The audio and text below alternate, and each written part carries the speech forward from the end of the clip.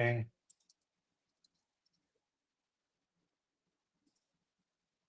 right, yeah, we're live. Okay, amazing. Awesome. Yeah, so right now, yes. Okay, well, welcome everyone to another episode of GPU Mode. Today I'm like really thrilled. We have like Yuka who's here to talk to us about EXO 2. Um, the reason why I really was curious about inviting Yuka over was like typically for in a lot of like ML compilers, like schedulers are sort of like given to you by compiler authors, sort of like God given.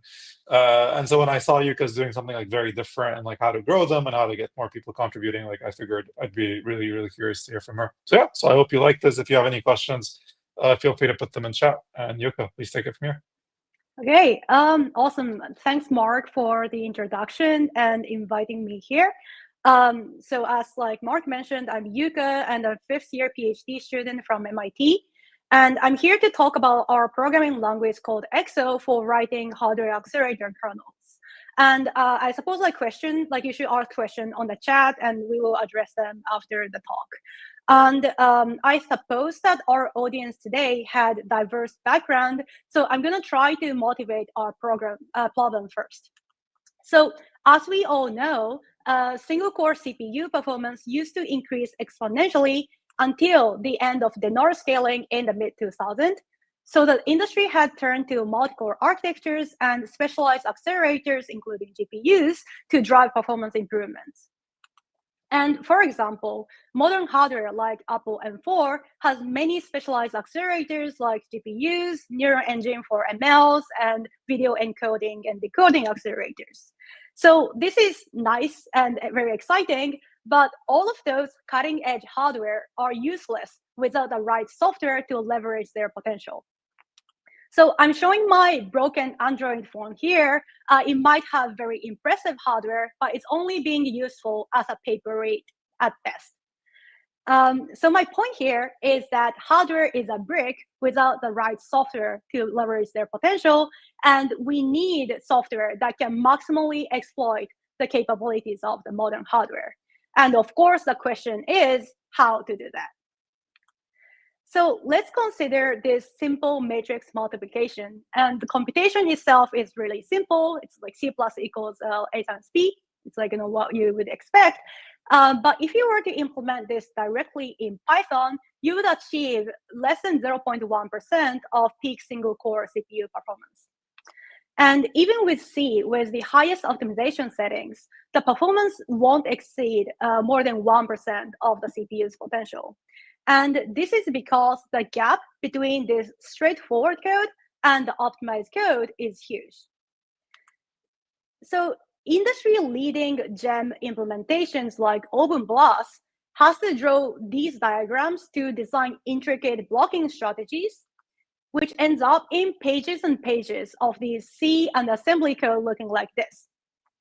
So optimizing one kernel was already complex and time-consuming enough, but it's not like you as a performance engineer only have a single kernel to optimize on Earth. So for example, basic linear algebra subroutines or BLAS is a linear algebra library spec, which I'm sure you're relying on every single day one way or the other. This spec, BLAS, has many kernels specifying different vector and vector, vector matrix, and matrix operations. And each of them has different kernel specification and different dimensionalities, including operations, data types, parameters, and so on. And for example, 11 kernel spec of level 2 turns out to be a 50 kernel variant for supporting these dimensionalities like transpose, lower, or upper matrices. And this is not even including different hardware targets.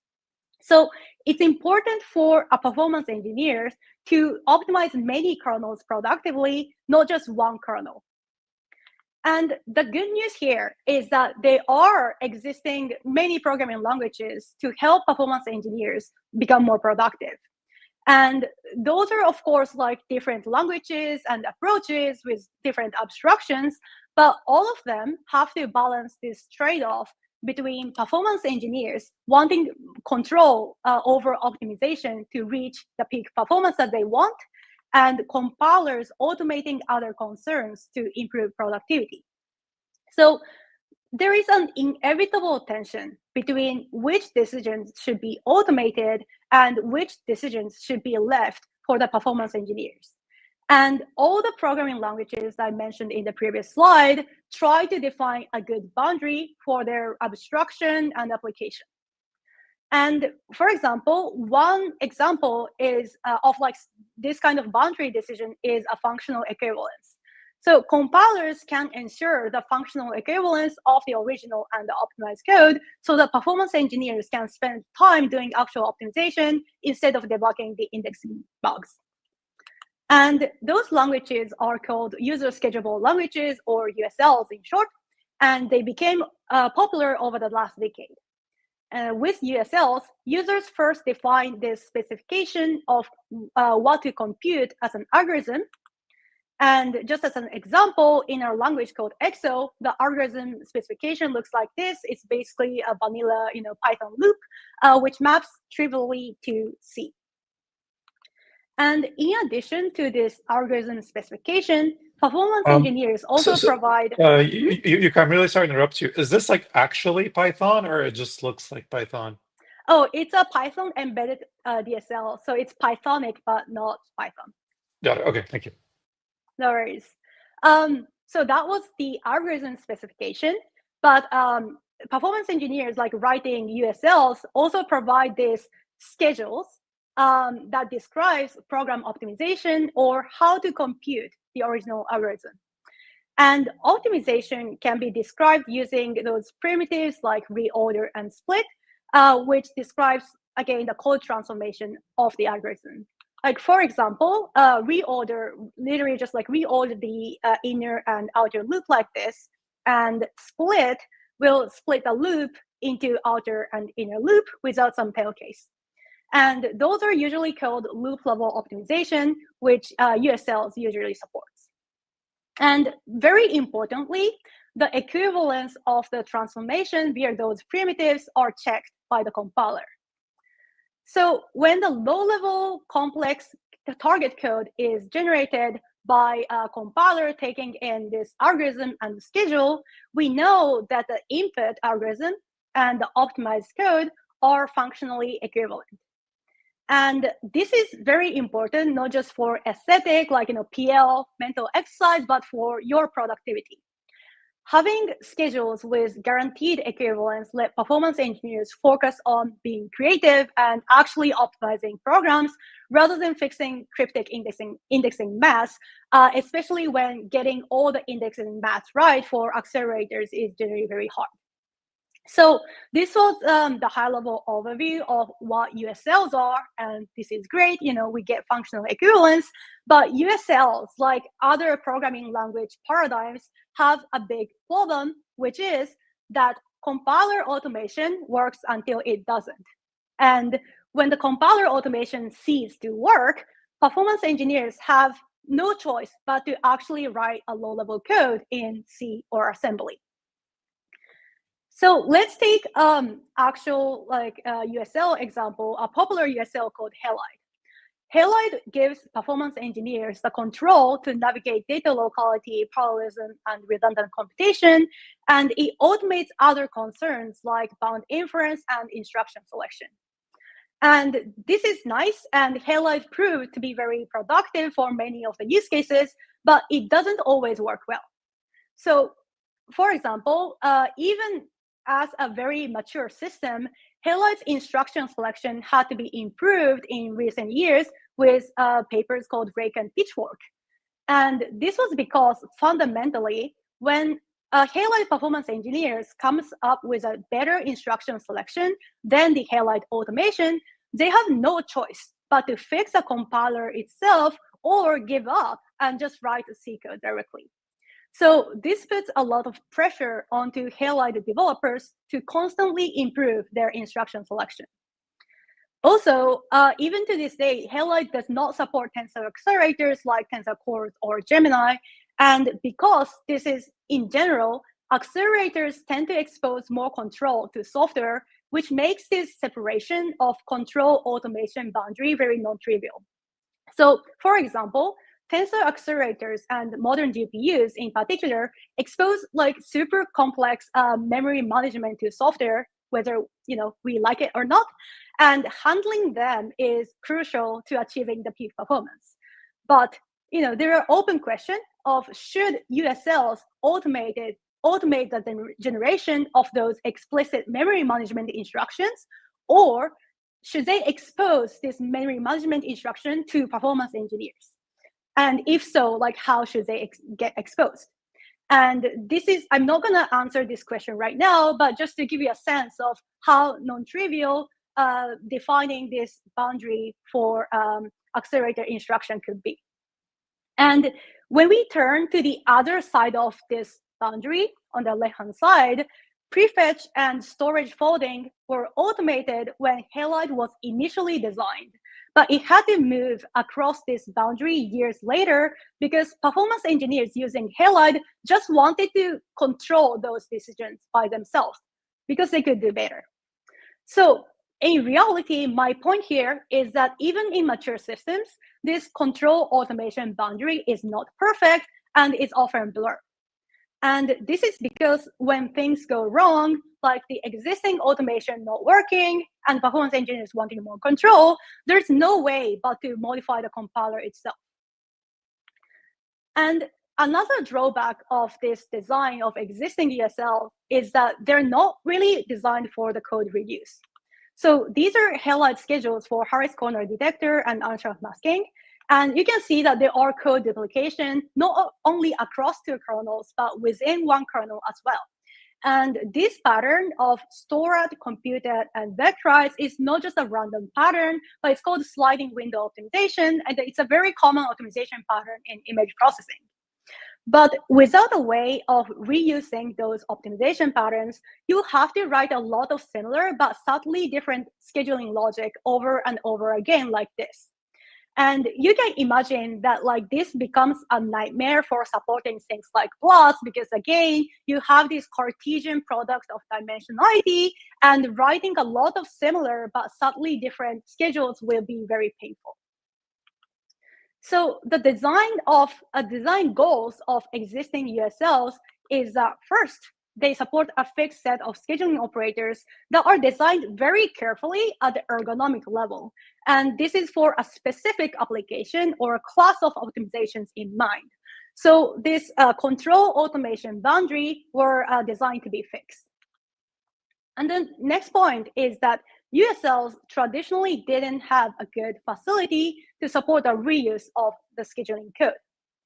And as a result of having this fixed set of operators, adding a new hardware target required non-trivial compiler change. And another way to look at this is that existing USLs were most useful when writing individual and relatively small kernels, kind of like how scripting DSLs like awk are very good at writing quick or small one-off tasks, but they struggle to scale to large programs. So this was like the overview of existing USLs, but our design goals for EXO is different. In EXO, we prioritize giving performance engineers maximal control to achieve optimal performance. So we shift this boundary all the way to the right. And we think that compiler automation should be minimum, focusing on a safety analysis, while allowing performance engineers to make key decisions, including instruction selection, which is usually automated in other USLs. And the key reason for this design of giving maximal control by default is because performance engineers cannot get more control than what the naive compiler built-in has to offer. So one analogy is that if you want to get more control than C has to offer when you're writing C code, you need to drop to writing inline assembly, which is, of course, another language. And this approach, of course, comes at the cost of reduced automation for performance engineers, because now they have more things that they have to control. And instead of baking automation into the compiler itself, we propose that automation should be built into the user code as libraries. And this lets us provide automation for things like vectorization, bound inference, and even defining a new hardware target. And all of them are typically built-ins and baked in the compiler, in like an existing compilers. So our design goal is kind of like C, but for USLs. We think that compiler should offer maximal control by default and provide abstraction through a bunch of libraries. And we call this design EXO compilation, and we implemented this EXO language. To restate our design high level, instead of having this fixed set of scheduling operators, we want to make the scheduling operators user extensibles, which means that productivity from automation should be achieved by user-defined libraries, not by compiler built-in. And as a consequence, our primitives are designed to be as low level as possible. And this is because libraries can provide more automation, but not less. And this allowed EXO to trivially support a new hardware accelerators and scale to support large programs like full blast. So this is kind of it for the like overview, like motivational section. And I'll take any question like before we dive into a more technical part of this talk. So yeah, so it's interesting. Like basically, I think one of the main things you're saying is like typically the boundary between performance and what you like basically like the programming language and the compiler is historically like a clear boundary between like developers of programming languages versus like users of them. And you're sort of suggesting that perhaps the boundary should be like more lower level. Right. I see. But which is, I think, already happening in existing languages like C, C++. Like, C++ libraries provide, more automation, like, Kotlin or, Coblas or whatever. Like, they're not proposing a new language. They're just like providing automation via like CUDA libraries, right? Which was not really possible in the field of like user-schedulable languages. So I think we are coming from like that perspective. But like I don't think like this idea of like, okay, let's start from like low-level language and build up automation via libraries is like, I don't think that idea itself is new. It's already happening, from like 1960s or something.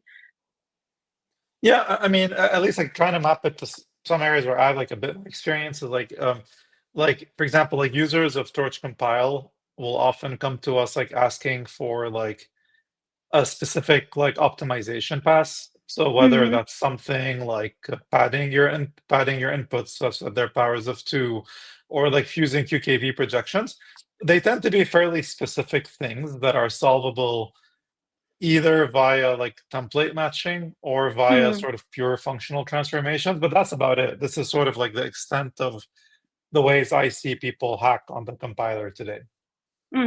I see. Okay, cool. So So there's one question from Gemmini, which is that like put it on screen.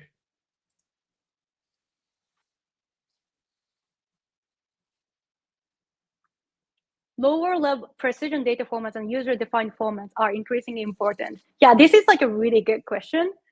So right now, built-in types, like different precision types, are baked in the compiler. But like, I think quantization is just like very important problem that like we should like also solve from a compiler perspective, and we are looking into it. Is my answer. Maybe one last question on my end as well, which is maybe more of a new question. So could you speak a bit more about index code gen and why this is something that should be optimized by compilers only? So index code gen is like when you write like a CUDA code, for example, like you have to. I mean, index code gen is just laborious.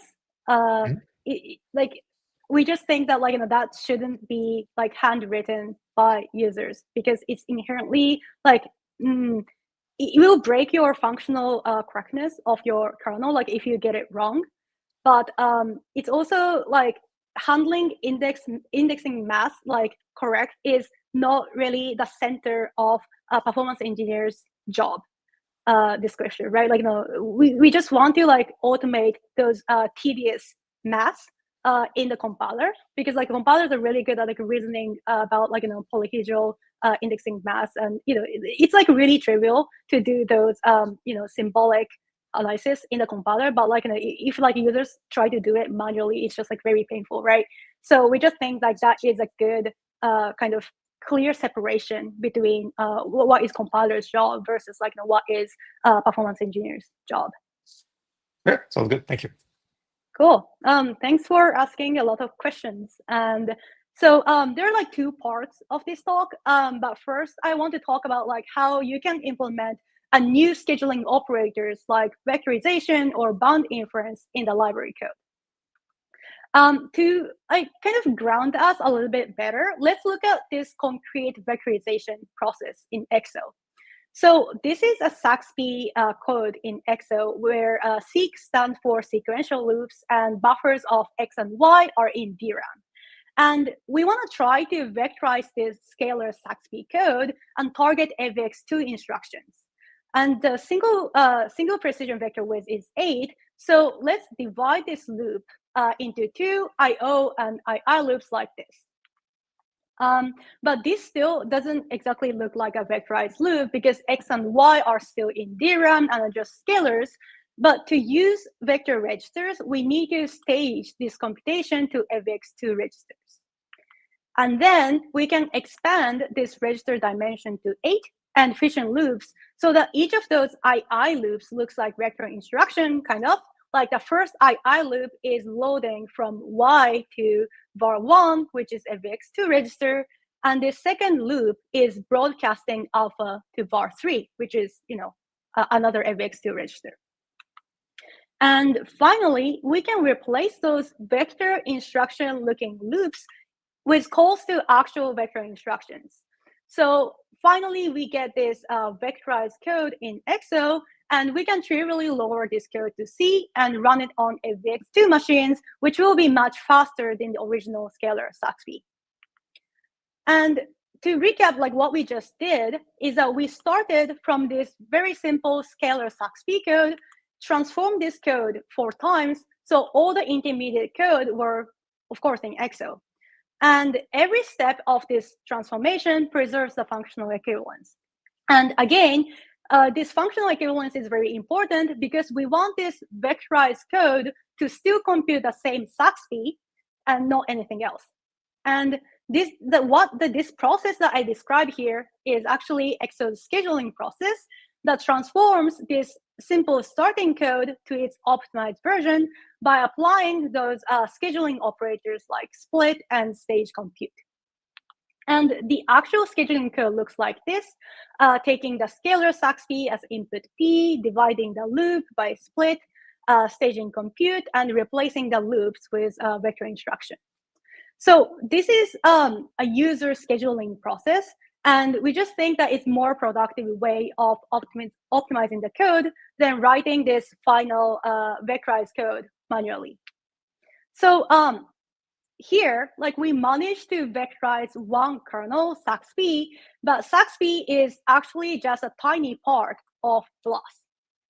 So this is like, to remember from the previous slide, BLAS had many kernels and many dimensionalities, and Saxby is just one of the level 1 kernel. And you, as a performance engineer, has to optimize all of those dimensions productively, not just one Saxby. So let's look at a different BLAS kernel called scal. And scal is multiplying the vector by a scalar and writing to the same vector x, while Saxby was accumulating to a different vector y. So Saxby and scal are different kernels, but in fact, we could apply the exact same scheduling sequence and get the vectorized code for both of them. So this is nice, but it's not very clean because we don't want to have those duplicated code everywhere in your code base. And a natural thing for a software engineer to do is to encapsulate those common scheduling patterns in a function like this. And maybe we can name this function simple vectorize and call it from both Saxby and Scale. So high level, Excel allows users to define a new scheduling operator like this simple vectorize completely in the user code. And okay, this might seem like trivial, but it wasn't possible to do this in the existing USLs like Halide. And we want to call this a user extensible scheduling language design. And we identified 3 key design features of user extensible scheduling languages. So the first, schedules somehow need a way of transforming or modifying the object code, and we call them actions. And compilers need to offer some built-in or primitive action that offers this safe low-level transformation. We call them primitive actions, and we supported over 60 of them, and we check their correctness of this transformation by polyhedral dependency analysis using SMTs over D3. But I'm going to talk about the analysis a bit more in the next section of this talk. So this is great. We check the safety of those primitive rewrites, but you might wonder how the checks for the user-defined operation might work out.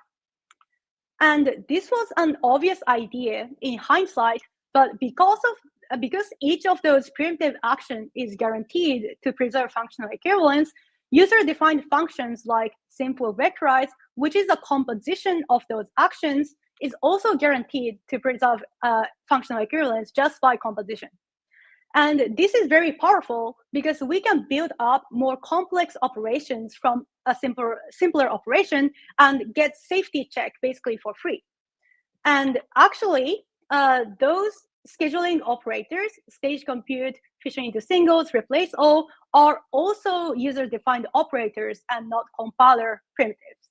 So this is kind of just trying to show like how we've built up this library of operators by composing those smaller functions to define a fairly complex operations like simple vectorize. So we talked about actions, and when performing actions, we sometimes need to ask the question about the code, like, is this buffer F32 or F64? So we need a way of question about the code, which we call inspection. And finally, it might sound very basic, but we need to be able to point at or refer to part of the object code. And let's talk about references now. And for a second, we're going to forget about EXO and USLs. There are many kinds of references in programming languages, like a pointer to values, strings, arrays, or function pointers, or other data structures. But what's like special about compiler is that references in compiler points to another piece of code. And compiler, of course, need to refer to the code that they're manipulating so that it can modify them. Clang calls it AST matchers, and LVM calls it pattern match, and they're used in various ways in the compiler. And pointing to the code is very fundamental mechanism for compilers like LVM. And let's just say that we have this initial LVM IR where this outer triangle and this outer round rectangle illustrates this entire LVM IR, and the inner rectangle and this highlighted triangle denotes this subtree in the IR. LVM uses this pattern match to point to a subtree like this, and it will simplify this instruction if it can. And this works for LVM, but there are some limitations. Because pattern match is a one-time reference, which means that you have to requery the entire IR with a new pattern like A if you want to apply further optimizations. And the problem here is that you always have to know exactly how the code structure looks like at every point in this process. So when you explicitly requery the IR with A, you're pattern matching only for the concrete IR A and not anything else. And with this, it's impossible to parameterize this one-time reference by definition because you always have to know exactly the object code structure at every point in this scheduling process.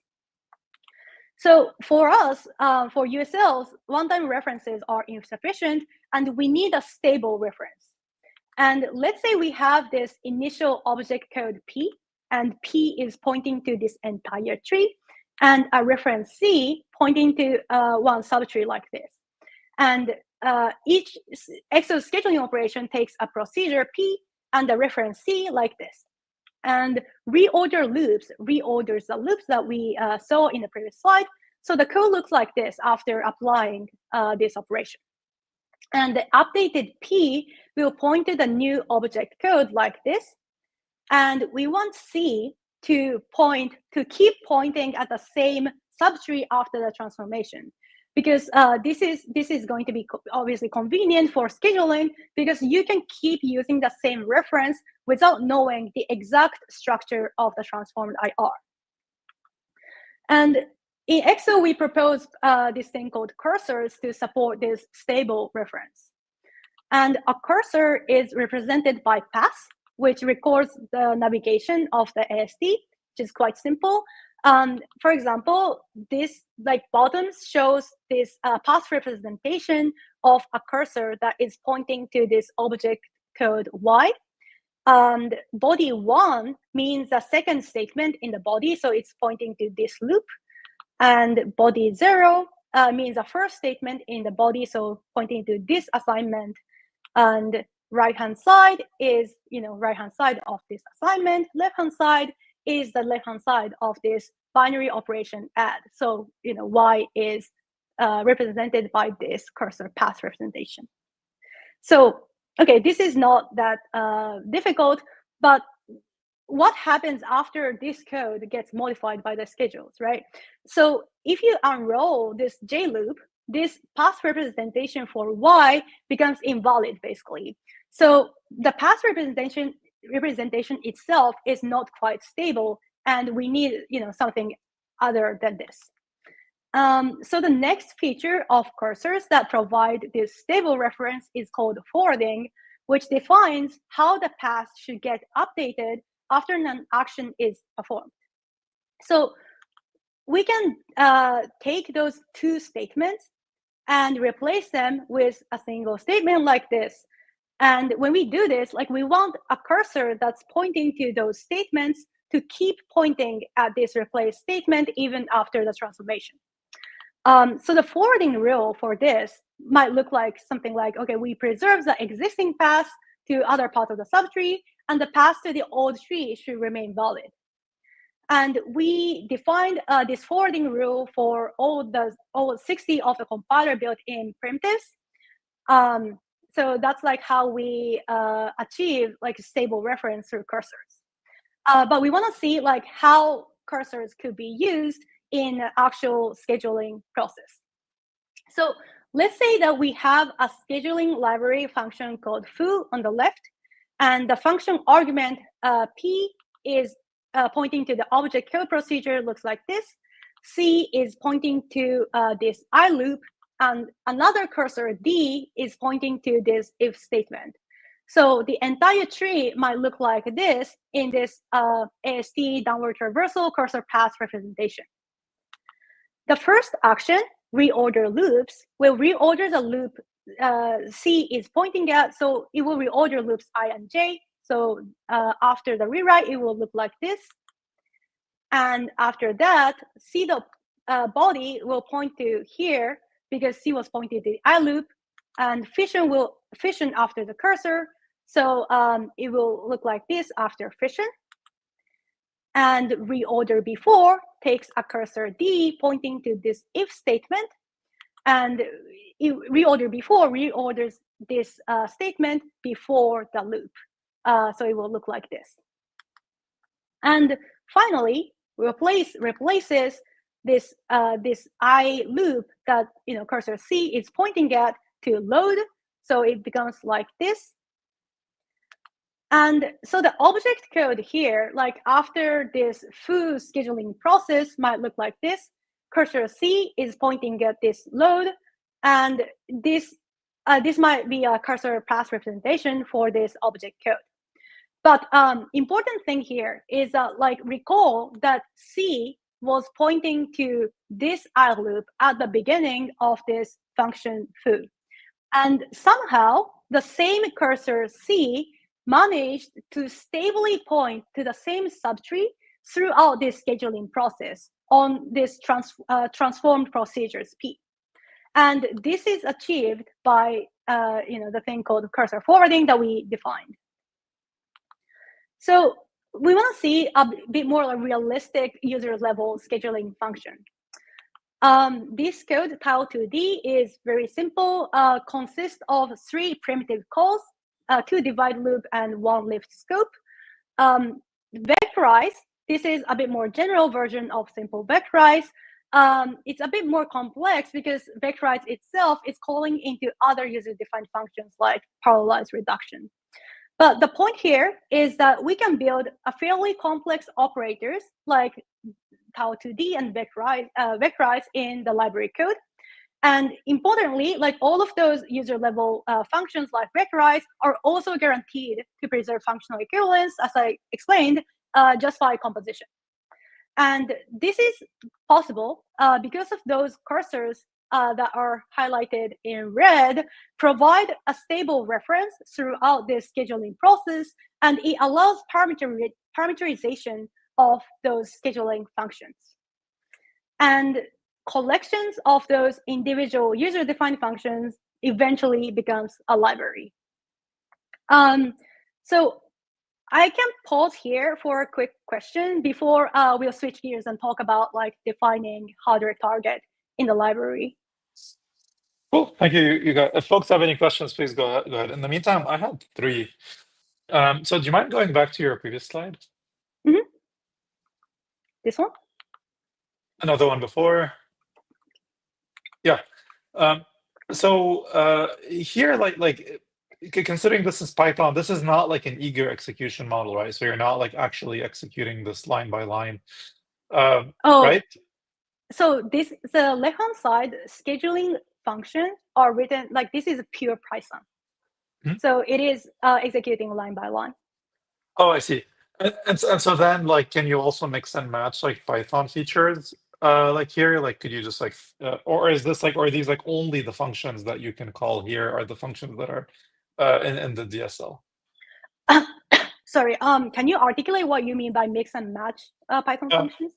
So I mean, what happens if I add a print statement? What happens if I I see what you mean. Add a set? Yeah. Mm-hmm. Yeah.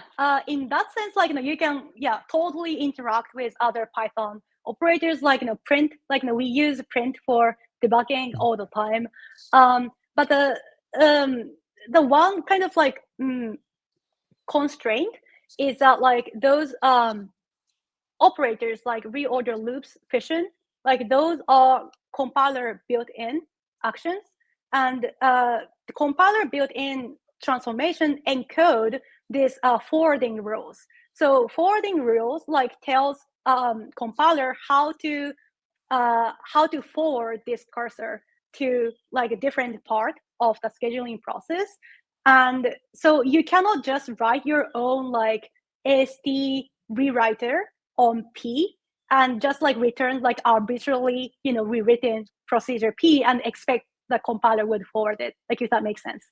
It does, yeah. Which sort of brings me to my third question around like correctness, mm-hmm. like which is that like, like reorder loop. I'm thinking like, well, that probably is like a fairly safe thing to apply, but something like reorder before, like there mm-hmm. is no guarantee that the program is like functionally equivalent, and it's up to the author of these libraries to sort of like make sure that their optimizations are correct.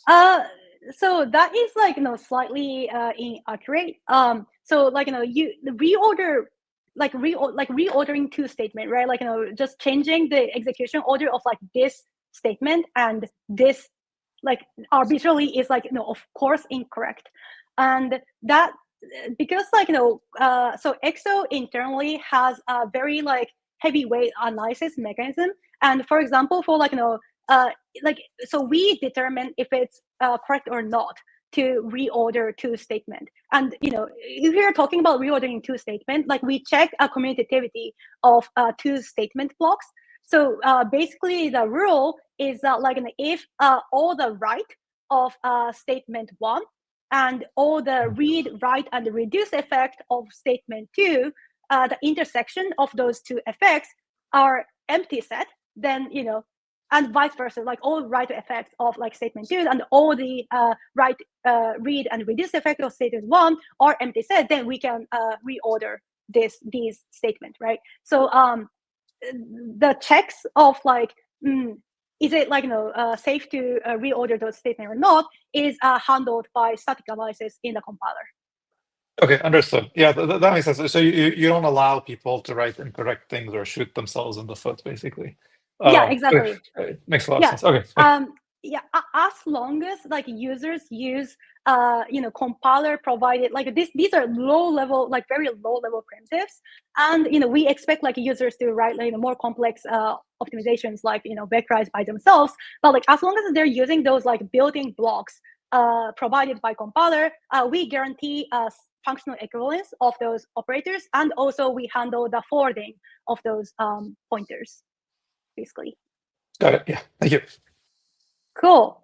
So we talked about vectorization as an example of like how users can define their own optimization in a library. But I want to like switch gears and talk a bit about like how to define your own hardware target as part of library instead of baking it inside the compiler. So existing compilers implement like new hardware target inside the compiler itself. So it's all compilers writers to support a new hardware target when it emerges, because the hardware target code is literally embedded within the compiler itself. And in Excel, we think that this responsibility should be externalized and shifted to users or library implementers.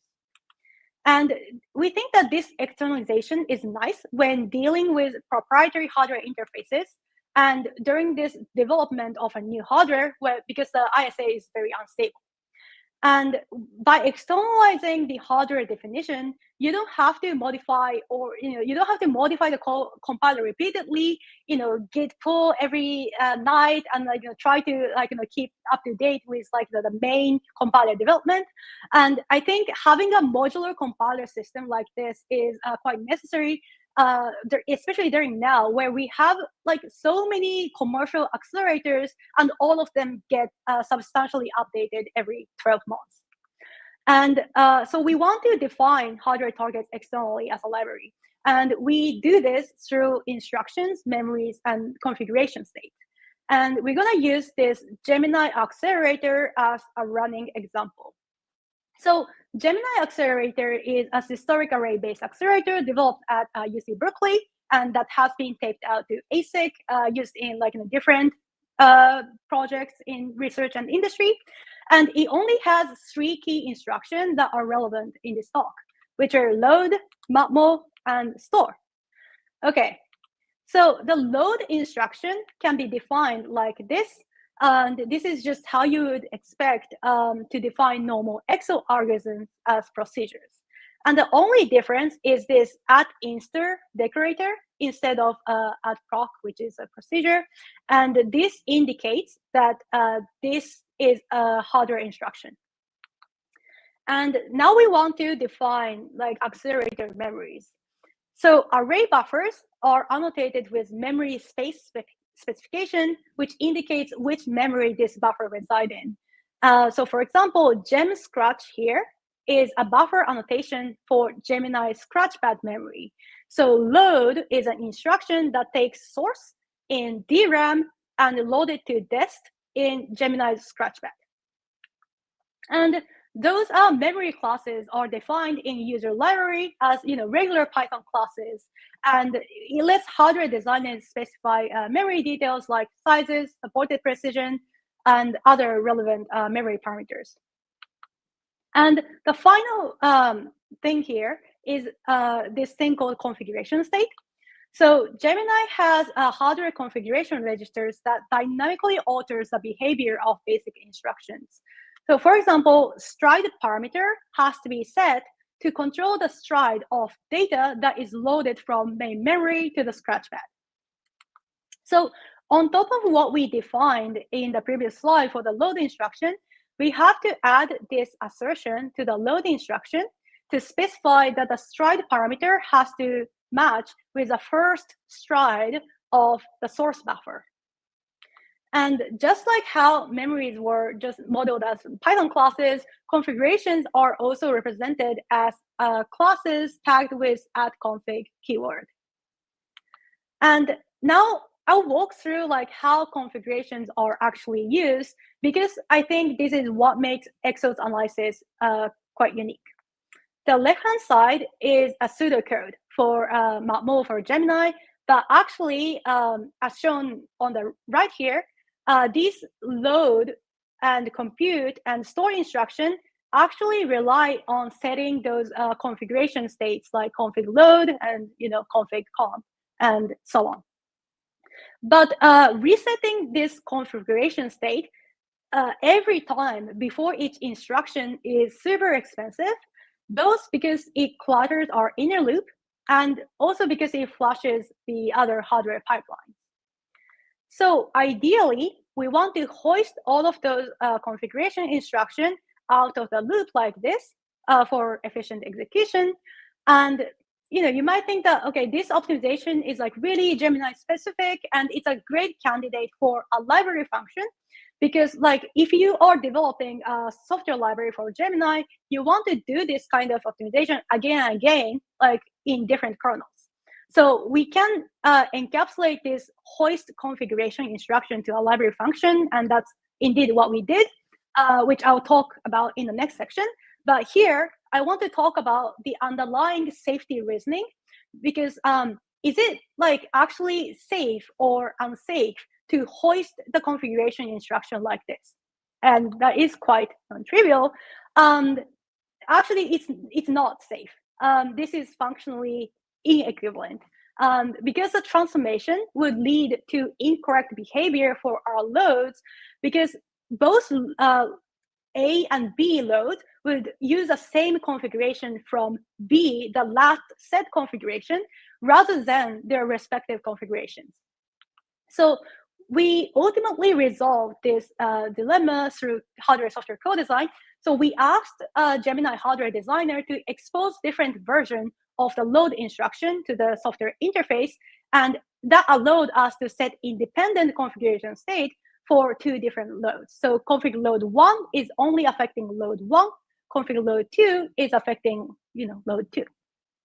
But the question for a program analysis is that how did we determine that the original code like this was incorrect? But once the hardware feature got modified, the transformation became functional equivalent. And the standard approach for looping code over arrays is to perform a dependency analysis using polyhedral set over iteration spaces. But such analysis do not handle the problem of global mutable state, which is what configuration state is. So specifically, when there are multiple redundant configurations on the same parameter, we need a value-sensitive analysis to identify those redundancy. And this is like value-sensitive analysis, and how EXO handles it is a complex topic on its own. I'm very happy to talk about this like offline if any of you are curious. But in summary, we integrated this value-sensitive analysis to all the scheduling primitives that we talked in the previous slides. So to recap, we like in this section, we briefly talk about like how hardware targets can be defined in the user or library code, and it's external to the compiler. So for a summary, EXO compilation philosophy is all about defining hardware targets and optimization strategies outside of the compiler in the user-defined library code. And we think that this approach makes writing high-performance kernels like BLAS much easier. So if you remember from the earlier slides, BLAS has 3 levels and is a Cartesian product of many different dimensionalities. And one of our initial motivations was to be able to productively optimize large programs like this, and not just one kernel. So we optimized all the dimensions of BLAS levels 1, 2, and Gem. And we have even more graphs in the paper if you're curious. But each graph shows one level on one architecture, and each row shows one kernel variant. So there's like 50 kernel variants for level 2.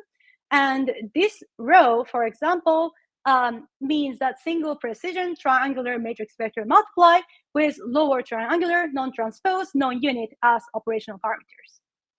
And green is better and red is worse performance for EXO. So you can see that our results were generally competitive across the board, even when compared with MKL, Bliss, and OpenBlast, which are written by teams of full-time engineers at companies like Intel. And this was done by a few students over a few months.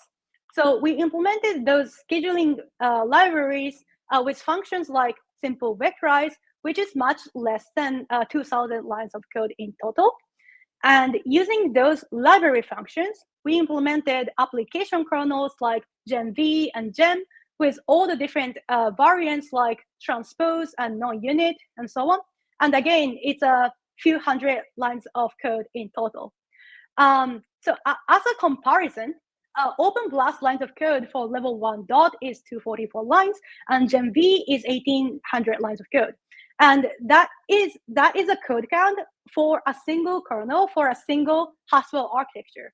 But again, the table I'm showing here supports 80 kernel variants on 3 different vector machines, AVX2, AVX512, and Neon, so around 240 kernel variants in total. So I think it was fair to say that we could make this process of optimizing BLAS way more manageable than handwriting, C or assembly. In the next case study, we implemented Halide-like interface as a scheduling library because EXO's scheduling primitives are designed to be low level. Like we wanted to show that we can recover the abstraction of other user schedule languages. So this is a blur scheduling code in Halide, and this is EXO's blur scheduling code using this Halide-like library. So you can see that we kind of try to mirror the Halide schedule, and all of those functions like Halide tile, Halide parallel are implemented as this user-level scheduling operation in EXO. So with this interface, you can also enjoy the benefits of Halide's abstraction in EXO. So with this interface, we achieved a similar or better performance than the original Halide on blur and untrapped masking, and with similar lines of code. But perhaps a more interesting result is that this is a number of raw EXO primitive rewrites. And because each EXO's Halide-like function is a user-level library function, they're composed of many primitive rewrites. And this just illustrates the magnitude of productivity gain that we get by encapsulating those common scheduling pattern in a library function. So the previous 2 case study, BLAS and Halide-like library, were on vector machines. So those run on like AVX2 and Neon architectures. But we shouldn't forget about accelerators because that was EXO's initial motivation. So we want to be able to support like exotic matrix accelerators like Gemmini. So recall from the second section that there were Gemini-specific optimizations like hoisting this configuration to the top of outside the loop. And we encapsulated those common scheduling patterns as a set of user-level scheduling functions and optimized matmul and comb with a few dozen offline code each. So, this is, of course, while achieving the peak performance. And compared with the existing Gemini standard library, our matmul was 2 to 3 times faster, and the result on convolution layers were similar. So this is it for like the performance result. But I want to talk a little bit about like external impacts, and some ideas of EXO got transferred to other domains. So on the academic side, external researchers from Spain, Japan, Berkeley, and so on published their high-performance computing papers using EXO already. And there are other labs working on building their research on top of EXO as well. In the industry, I had the opportunity to spend a total of 1 year-ish years like doing internships at Amazon and Apple, trying to like help them adopt EXO, and it resulted in EXO's generated code used in iPhones and Vision Pro. Also, this is kind of like a very interesting application of like scheduling process, scheduling design to like completely other domain. But we basically adopted some of this EXO's idea for scheduling a knitting machine. So it turned out that we can actually use those ideas from EXO's rewrite-based scheduling to define scheduling operators that preserve the topological equivalence while manipulating the knitting assembly. So starting from this fabricated object, we can schedule this like knitting assembly instruction to this pleated tube, like using fewer needles. And this rewrite is a direct application of this rewrite-based scheduling system in EXO. And similar to how we define those rewrite rules, like reorder statement split in EXO, we could define those rewrite rules that works on a knitting machine while preserving the topological equivalence. We also formally specify those rewrites, and we proved that we can schedule all knittable objects that are expressible by this knitting assembly. And we even extended this idea to another follow-up work that supports scheduling on the instruction graph level instead of the assembly level, while preserving, again, the topological equivalence. So finally, I want to talk a bit about challenges that I think is left for EXO and USLs in general. I think first, like it's like pretty true that USLs have steep learning curve because metaprogramming is just in general, less direct way of doing programming, and you have to think like a compiler engineer. And EXO tries to address this problem by raising abstraction via libraries, but obviously, we need more work in this area to help this scheduling process becomes more intuitive. So if scheduling is hard to write, then we have to think like what is more human intuitive way of communicating this optimization process. Another point is USL compilation time tend to take a bit longer than other compilers like C, just because we have to reason about functional equivalence, and various compiler optimization techniques might apply, but just doing more static analysis, like having more formal guarantees, might be a hurdle when USLs get more widely adopted. And finally, another common criticism of USLs is that it has limited expressivity. And I think the challenge is that USLs at least have to think about this functional equivalence during compilation. And while in non-USL language, programs can just write whatever they want. And we are working on addressing this limitation, especially the third one, the limited expressivity. So we have many ongoing projects that are pretty exciting. We're actively working on GPU backend.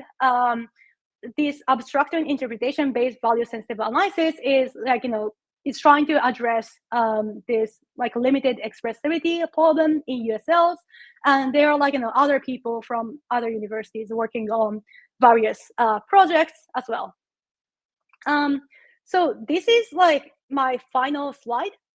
Not really a research project, but just wanted to kind of put it out there and mention it because I think some of this audience are interested in using LLM for cogen, GPU cogen or other high performance code cogen. So I mentioned briefly in the previous slide that I think steep learning curve for USL is being hurdle for limitation, so for adoption of USLs. So I experimented with using natural language as an interface to do a user scheduling. So you can watch this and decide if this is nice or not. But so this is foo is my starting code, and I'm saying divide the first loop by 8, and so LLMs can synthesize this divide loop scheduling operation in EXO. And then I wrote something like, no, add perfect equals true. So it added this perfect equals true, which which like generated this optimized code without the tail case. And then I say, okay, like, yeah, divide that j loop by 8 and reorder with I loop, which, synthesize this schedule and so on. It kind of goes on, okay, like, stage this like A and B.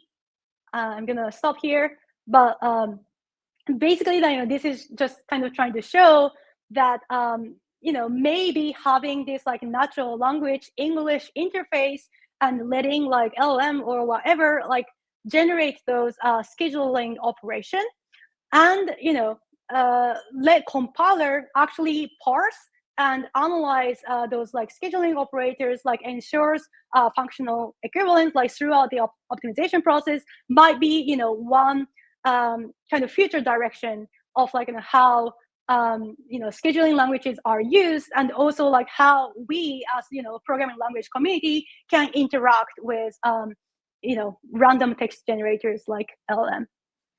Okay, so those are my amazing co-authors, like who worked on EXO with me, and that's it. So EXO is open source. It's been around for a little less than 5 years now, so it's like relatively stable. And we have some external people using it as well. So you can try it on this Godbolt link if you want. And that's it. I think I'm running out of time, so I'm gonna stop here. Cool, thank you. I think you meant 5 months though, not 5 years, right? Oh, 5 years. Yeah, like did I mention 5 years. months? Yeah, it's been like around like 5 years. No, you actually said 5 years, just like it was, because when I noticed on GitHub the first release was like in November or so. It looked like, unless that was 1.0 actually. I'm mistaken. Yeah. Okay. Oh, I see. February 28, 2022. Okay. All right. Very cool. So I guess like there's a few more questions, and yeah. So maybe let's go over them one by one. This is the first question by Alex. I'm gonna put it on screen. Sounds good.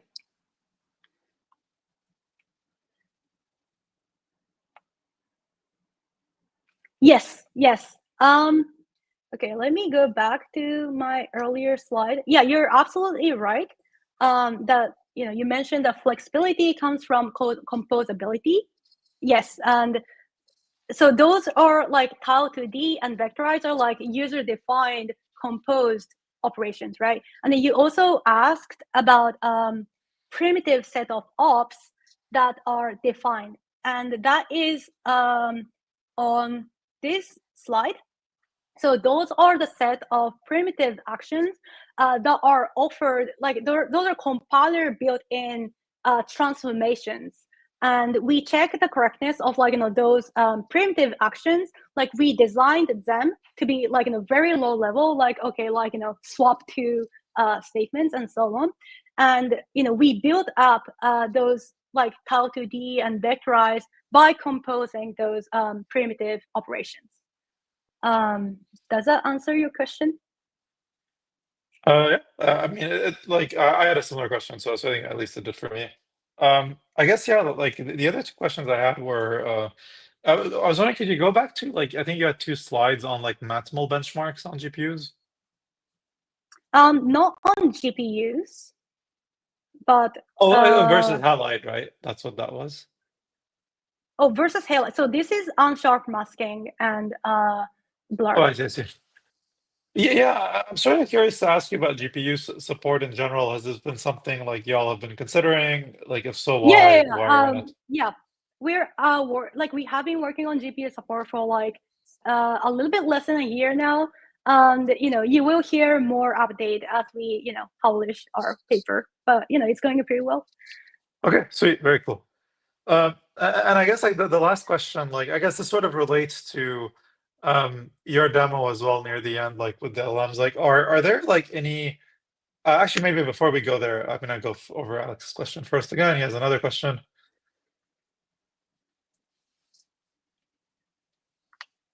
Is there a special way these transformations were defined? I think these ops are both are very useful or cover some useful set of transformation. I don't know how exactly to think about this. Special way these transformations were defined. I'm not sure what you mean. Like, are you asking about like function signature difference between primitive ops and user-defined ops? If that was your question, then my answer is that, like, from an end user's perspective, it's like completely opaque. So, okay, let me just analogy is again C. So you're using like sine function, like a cosine function, or like whatever function that is defined in like math.h in C, right? But like you're not really aware, like, oh, like is this function like defined in this standard library, or is this like C built in? It's like not what end user has to worry about too much. So my answer is that, like, when users are using library defined operators, like like vectorize, for example, the fact that vectorize is a library function, not a compiler built-in function, is like opaque to users, and users can just use this like library function as they're using like a primitive like compiler built-in actions. Hope that answers your question. Okay. All right, there might be some lag with chat, but I guess like Alex, I think Yuka's in the chat and on Twitter, so like maybe just like follow up for more questions. I guess like maybe you could also ask you like the last question before we close. Are there sort of like any contributions you're hoping to get to the project, like whether it's like new kinds of ops, like new ways of using XO? Is it like making it easier to use? Like just any like what do you think would be a good fit for people trying to use the project for the first time? Depends on like what kind of users. We are always like if you are performance engineers, like trying to optimize some specific kernels for like your own hardware target, then like yes, like we would love to support those people.